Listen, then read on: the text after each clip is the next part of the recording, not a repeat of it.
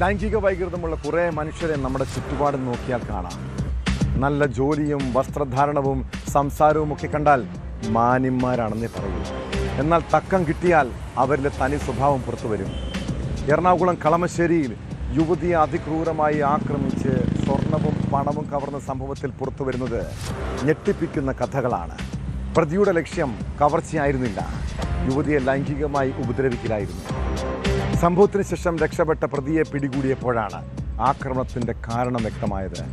പാലക്കാട് അഗളി സ്വദേശിയായ പ്രതി KSEB കരാർ ജോലിക്കായി കൊച്ചിയിലെത്തിയതാണ്.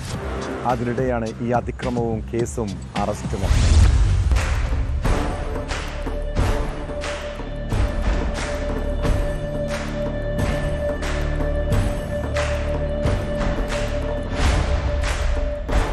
കളമശ്ശേരി സെന്റ് ജോസഫ് പള്ളിക്ക് സമീപം റെയിൽവേ പാലം കടന്നു പോകും വഴിയായിരുന്നു കണ്ണൂർ സ്വദേശിയായ യുവതി അതിക്രൂരമായി ആക്രമിക്കപ്പെട്ടത്. ജോലി കഴിഞ്ഞ് രാത്രി 8 മണിയോടെ വീട്ടിലേക്ക് പോകും വഴി പിന്നിൽ നിന്നെത്തിയ ആൾ തലയിലൂടെ തുണിയിട്ട് ചവിട്ടി വീഴ്ത്തി.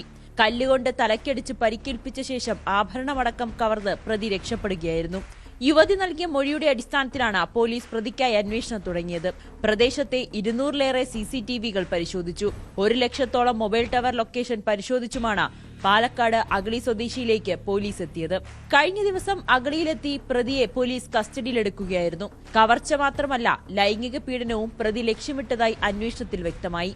ഈ നമ്മുടെ അതിജീവിത വഴി വരികയുണ്ടായിരുന്ന അതിജീവിതയുടെ കയ്യിൽ നിന്നും പണവും അതുപോലെ തന്നെ അതിജീവിതയെയും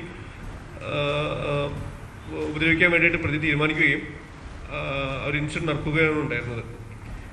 ഇതിലൂടെ പ്രാഥമികമായിട്ടുള്ള നമ്മുടെ ഇൻവെസ്റ്റിഗേഷനിൽ നിന്നും നമുക്ക് ഈ ഒരു കേസിന് ആസ്പദമായിട്ടുള്ള എല്ലാ ഡീറ്റെയിൽസും എല്ലാ വെരിഫിക്കേഷനും കിട്ടുകയുണ്ടായി.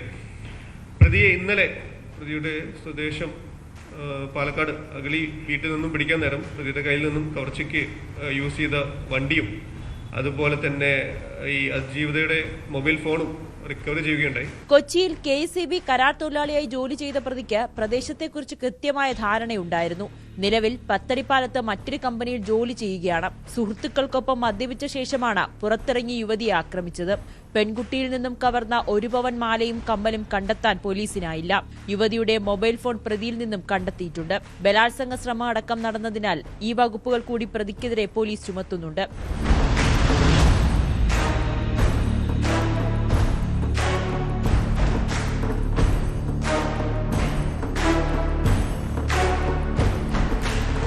ന്യൂസ് 18 കൊച്ചി.